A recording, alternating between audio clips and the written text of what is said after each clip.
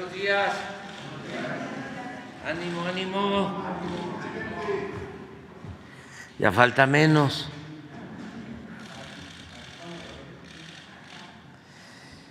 Vamos a informar hoy miércoles sobre quién es quién en las mentiras de la semana, aunque, repito, es muchísimo, ¿no? Es un bombardeo de mentiras en los medios convencionales. Todo esto porque están enojados los dueños de estos instrumentos de presión y de chantaje, porque antes eran los dueños de México, se sentían los dueños de México y hacían jugosísimos negocios al amparo del poder público. No utilizaban los medios para informar, sino para chantajear. Y como ya no hay dinero de por medio, pues ahora están en una guerra sucia de mentiras y calumnias contra el gobierno que represento. La mayoría, con honrosas excepciones. Pero es que es mucho dinero el que está de por medio. ¿Cómo podría yo resolver esto? A ver, que me ayude la gente. Vamos a consultar.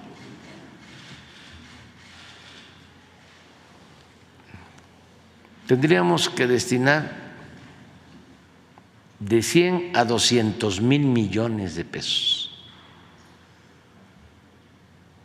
al año. De 100 a 200,000 millones. Porque no es nada más la publicidad, son los contratos. Porque tienen empresas constructoras. Venden desde un tornillo hasta una plataforma petrolera,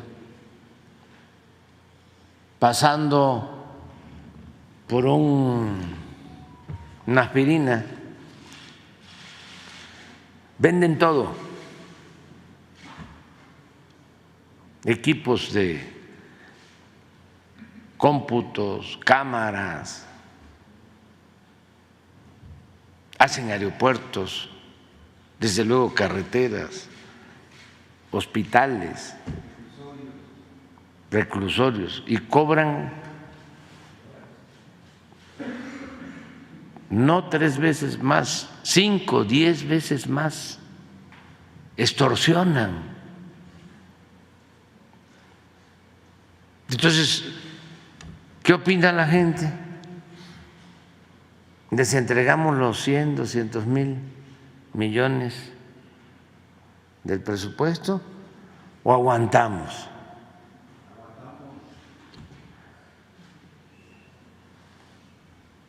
Presidente, aguanta, el pueblo se levanta. Sí, vamos a aguantar, vamos a resistir, porque no llegamos aquí para hacer lo mismo. Y además hemos demostrado que si todo ese dinero, todo lo robado, se ahorra y se le destina al pueblo, a la gente más necesitada, en pensiones para adultos mayores, en becas para estudiantes, en apoyo a los campesinos, a los pescadores, atender a los jóvenes con esos recursos. Yo les decía que en el tiempo que llevamos, solo el programa Jóvenes Construyendo el Futuro ha significado una inversión de 100,000 millones de pesos, precisamente. Hablamos de 100,000 a 200,000. 100,000 millones de pesos. Para tener una idea, en todo el periodo neoliberal, en 36 años, porque hicimos la cuenta, solo le destinaron a los jóvenes 7,000 millones de pesos, en 36 años. Y en el tiempo que llevamos, 5 años, 100,000 millones. ¿Esto qué ha significado? Atender a 2,600,000 jóvenes. Y de esos 2,600,000, el 70% obtuvo trabajo, la mayoría en los mismos lugares donde se capacitaron, donde se formaron.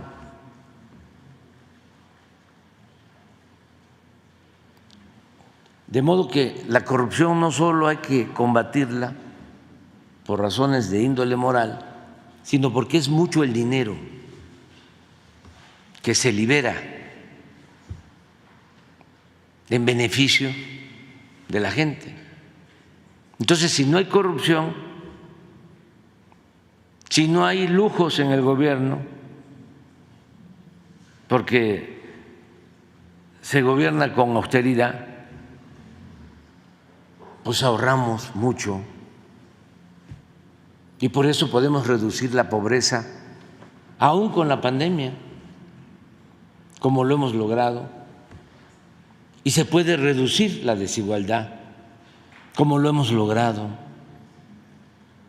Pero esa es la fórmula. Si continúa como era antes, imperando la corrupción, pues solo se benefician los de arriba, la élite, una minoría, y la mayoría del pueblo cada vez se empobrece más. Entonces, pues ofrecemos disculpa por la molestia que esta política ocasiona. No es nada personal, mucho menos con los periodistas. Por eso estoy hablando con mucha claridad, porque se decía antes, ¿no?, cuando nos formamos, cada vez que pasábamos por Excelsior, después del golpe de Echeverría a Excelsior, cuando sale don Julio Scherer, que sea un periodismo independiente, profesional, crítico. Yo llegué a la Ciudad de México a principios de 1973 a estudiar en la Casa del Estudiante Tabasqueño, aquí en Violeta, en la Colonia Guerrero. Ahí vivíamos 80 estudiantes. Imagínense, 80 tabasqueños jóvenes juntos. Bueno, ahí nos llevaban comida y ahí dormíamos.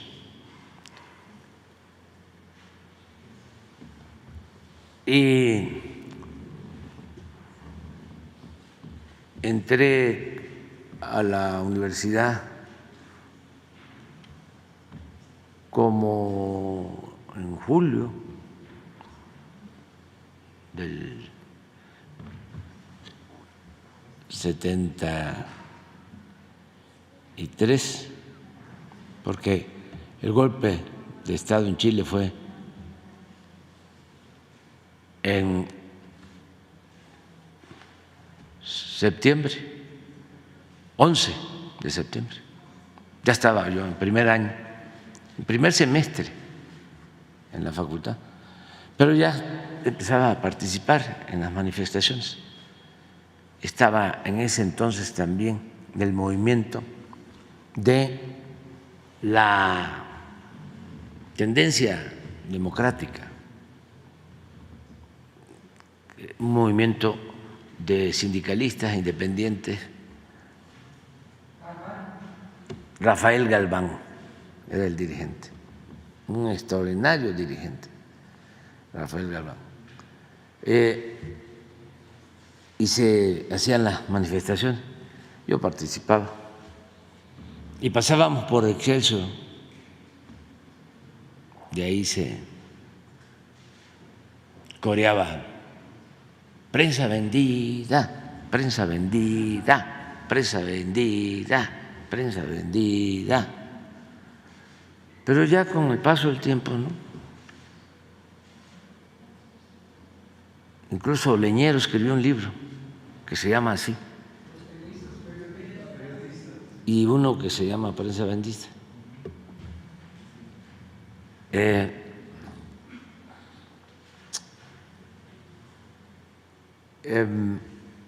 Pero ya pasa el tiempo, ¿no?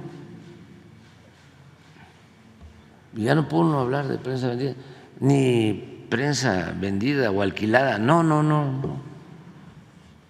Y periodistas chayoteros tampoco.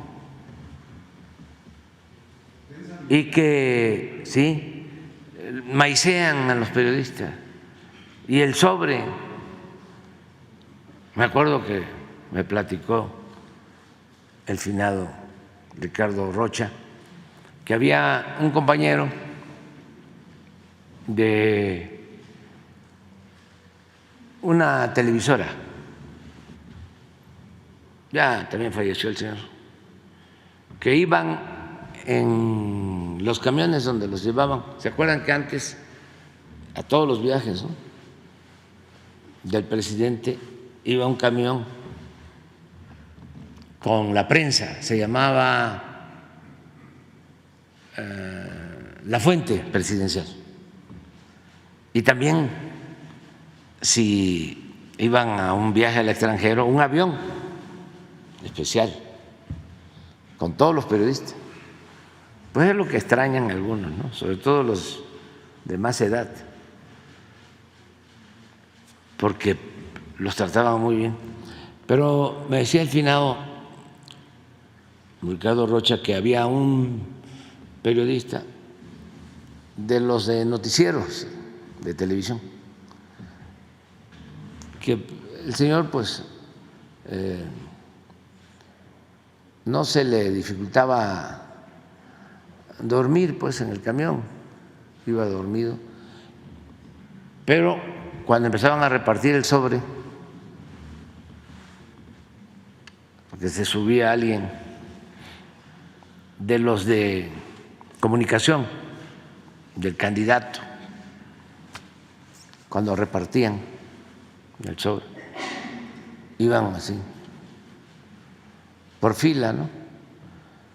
Y este iba dormido así. Y ese, ¿no? Y entonces le ponían el sobre: faltan 100. O sea, porque ya había habido ya lo que se llamaba en ese entonces piquete de ojo, que le sacaban al sobre un billete, 2 billetes. Bueno, todo eso es historia, ¿no? Ya no tiene nada que ver con la actualidad, porque ahora son empresas ni siquiera prósperas, no son empresas con utilidades,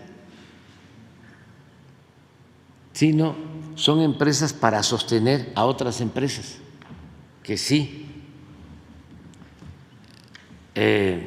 resultan lucrativas, pero sin el medio no se podrían obtener los contratos, las concesiones, las prebendas para esas otras empresas.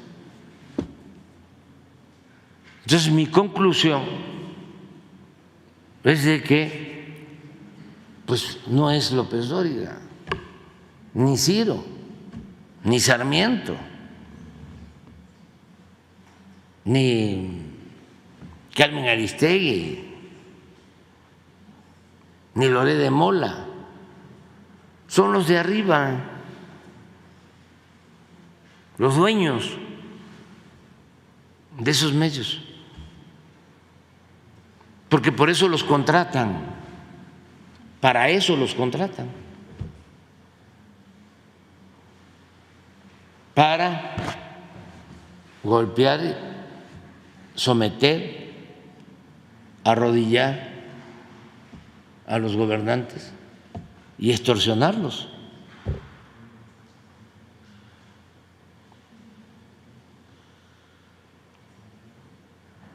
Pero eso cuesta mucho, porque antes se conformaban, ¿no?, con poco, nada más la publicidad,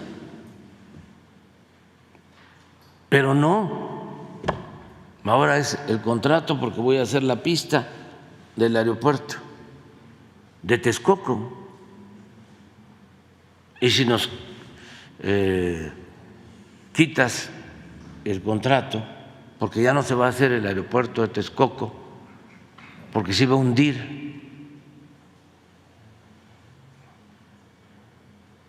iba a costar muchísimo, iba a ser un barril sin fondo, pues entonces ya no me gusta. Y entonces empieza el griterío, ¿no? Afortunadamente tenemos esta posibilidad de réplica y de informar, porque antes no aguantaban los gobernantes, no aguantaban. Como el control era absoluto de los medios,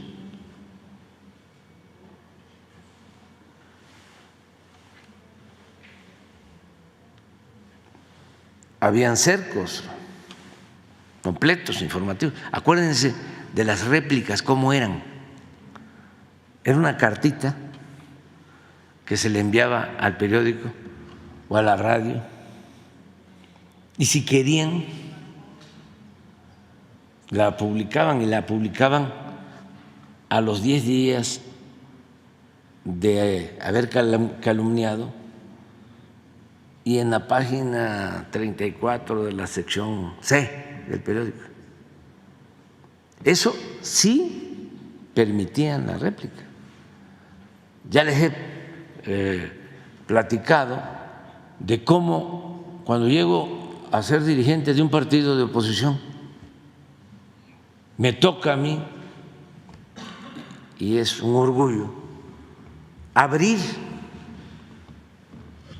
la radio y la televisión para que pasaran, transmitieran mensajes de los partidos, porque a los partidos de oposición no les transmitían nada, ni pagando.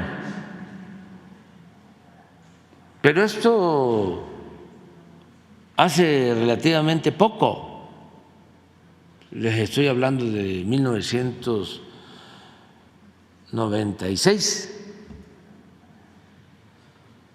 de 96 para atrás, ni pagando pasaban un mensaje en la televisión.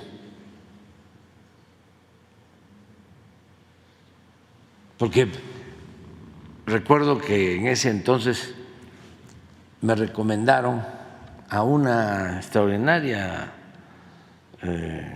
creativa Tere Struck ya murió, la señora, una persona muy buena y muy inteligente, y le pedí que nos hiciera un mensaje de 30, 40 segundos, porque venían unas elecciones municipales, sí, a finales de 1996, y nos hizo los mensajes muy moderados, fresas, nada más era una banderita, ya va a salir el sol, y cosas así. Y voy con el dueño de una televisora. Sí, cómo no, déjamelo aquí. Y voy con el otro dueño de la televisora. Sí. Ah, ya había hecho las cuentas. Porque para hacer publicidad a la Coca-Cola o a un detergente o a la Sabrita, había una tarifa. Entonces yo hice mis cuentas en función de esas tarifas y nos alcanzaba, porque era por tiempo. Sí, nada más que no se pudo. Pero como estábamos en ese entonces en una negociación para lo del Consejo del INE, que por primera vez fue un consejo ciudadano, independiente, y se estaba aprobando una ley electoral en la época de Zedillo, yo dije, me retiro de la mesa, esto es una farsa, ¿cómo vamos a estar hablando de una nueva ley electoral y de un nuevo consejo si ni pagando nos permiten en los medios dar a conocer nuestras propuestas? Y así fue como habló Chaufet, que era secretario de Gobernación, con los dueños de los canales de televisión, y empezamos a salir en la telera, empezamos a volvernos importantes. Y así comenzó, pero era muy difícil, estaba muy cerrado. Ahora no, afortunadamente, están los medios alternativos y las redes sociales, por eso hablo de benditas redes sociales, aunque ya también las toman, ¿no? Y compran tiempo y tienen robots. Hay empresas de eso para que de manera ficticia estén enviando mensajes en Twitter, en Facebook, en las redes sociales. De todas maneras, no es lo mismo, porque así como existen esas granjas de bots que inundan las redes, así también cada ciudadano, cada persona puede poner sus mensajes, y eso no existía antes. Era nada más la prensa, los medios convencionales, y el ciudadano no tenía posibilidad de réplica. Ahora es distinto. Hoy vamos a ver cómo uno de estos jóvenes que supuestamente fueron secuestrados, me refiero después de los jóvenes desaparecidos de los Altos de Jalisco, de Lagos de Moreno, lanzaron toda una campaña con la noticia falsa de que habían desaparecido 5 jóvenes más. Bueno, van ustedes a escuchar un testimonio de uno de estos jóvenes que afortunadamente pues no está desaparecido, o sea, inventaron todo, pero bueno, al final él logra transmitir un mensaje, eso antes no se podía, y aún así él expresa que le costó trabajo porque parece que habló a Milenio y no le hicieron caso. Eso sí calienta, ¿verdad? Sí, es que también ni modo que no hablemos claro, ¿no? Porque nada más están acostumbrados, ¿no? La señora Auresti. Así es, ¿no? Azucena Oresti. Y se lanzan, pues tiene que haber réplica. Todos tenemos derecho, ¿no?, a expresarnos, a manifestar. Es la libertad de expresión. Entonces van a ver cómo al final sí el muchacho pues ya aclara. ¿Cómo lo hace? Con un video en redes sociales. Puede parecer que es normal ahora, sí, es normal ahora, hace 20 años no. Esto por los jóvenes,